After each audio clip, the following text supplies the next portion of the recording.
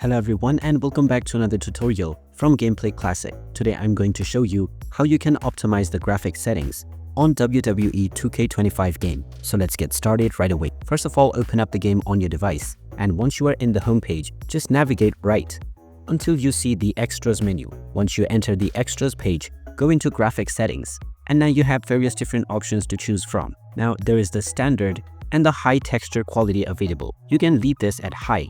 And if you notice any screen tears, then make sure VSync is set to yes. Underneath, you can change the speed of the action camera FPS, and you can also enable or disable shadows. Now make sure to leave all of these settings at the highest to begin, then just accept your changes. And you can go back and enter the benchmark menu. And if you are satisfied with your current performance, you don't need to make any more changes. Otherwise, you will need to go back into the graphics settings page. And now you can first of all try reducing the shadow quality and the audience density. You may also try reducing reflections and anti-aliasing to draw out more performance from your device.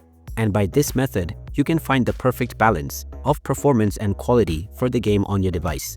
And there you have it. That is how easy it is to optimize the graphic settings on the WWE 2K25 game. If you find this video helpful, don't forget to hit that like button and subscribe to our channel for more useful tips and tutorials. Thanks for watching, and I will see you again in the next video.